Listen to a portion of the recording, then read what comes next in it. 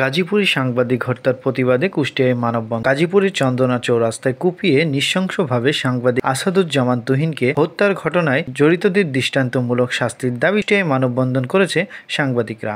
আজ শনিবার ৯ আগস্ট বেলা ১১টায় কুষ্টিয়া প্রেস ক্লাবের সামনে কুষ্টিয়া প্রেস ক্লাব ও সাংবাদিক অধিকার পরিষদের ব্যানারে আয়োজিত মানববন্ধনে অংশ নেন জেলার কর্মরত সাংবাদিকরা। প্রায় ১ ঘণ্টাব্যাপী চলা মানববন্ধনে বক্তারা বলেন, সাংবাদিক তুহিন হত্যাকাণ্ডের সঙ্গে যারা জড়িত তাদের বিরুদ্ধে দৃষ্টান্তমূলক ব্যবস্থা নেওয়া হোক। এছাড়াও পরিবারের পাশে দাঁড়ানোর দাবি করা হয়। সাংবাদিক সাগরণী দম্পতি সহ সকল সাংবাদিক হত্যাকাণ্ডের বিচার করতে হবে। গণমাধ্যম কর্মীদের নিরাপত্তা নিশ্চিত করতে ব্যর্থ হলে রাষ্ট্র দায়ী থাকবে বলে মন্তব্য করেন সাংবাদিক নেতারা। এ সময় বক্তারা আরও বলেন, সাংবাদিকদের ওপর হামলা, মামলা, নির্যাতন ও হত্যাকাণ্ডের বিচার নিশ্চিত করতে বিশেষ ট্রাইব্যুনাল গঠনের দাবিও জানানো হয়। একই সঙ্গে আগামীতে যেন সাংবাদিকরা নির্ভয়ে কাজ করতে পারে সে পরিবেশ নিশ্চিত করার দাবিও জানান। তা না হলে কঠোর আন্দোলন গড়ে তোলা হবে বলে মানববন্ধন থেকে হুঁশিয়ারি দেন নেতারা। এ সময় মানববন্ধনে কুষ্টিয়া প্রেস ক্লাবের সহসভাপতি লুৎফর রহমান কুমারের সভাপতিত্বে সহসভাপতি নুরনবী বাবু, সিনিয়র সাংবাদিক মিজানুর রহমান লাকি,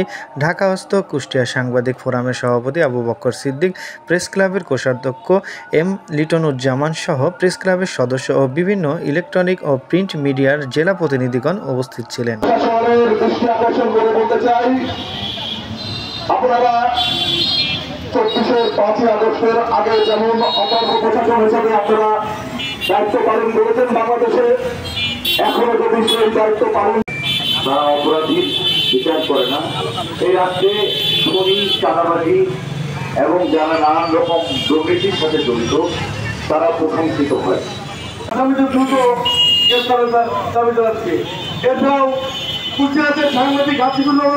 মানববন্ধনে সাংবাদিক বক্তারা বলেন, সাংবাদিক তুহিন হত্যার ঘটনায় তীব্র নিন্দা ও ক্ষোভ প্রকাশ করে অবিলম্বে হত্যাকারীদের গ্রেপ্তার ও দৃষ্টান্তমূলক শাস্তির দাবি করে। তারা বলেন, সাংবাদিকদের ওপর ক্রমবর্ধমান হামলা ও গণমাধ্যমের স্বাধীনতা ও নিরাপত্তার জন্য হুমকি স্বরূপ। কুষ্টিয়া থেকে এস এম রিয়াদুল ইসলাম, দৈনিক দেশবার্তা নিউজ।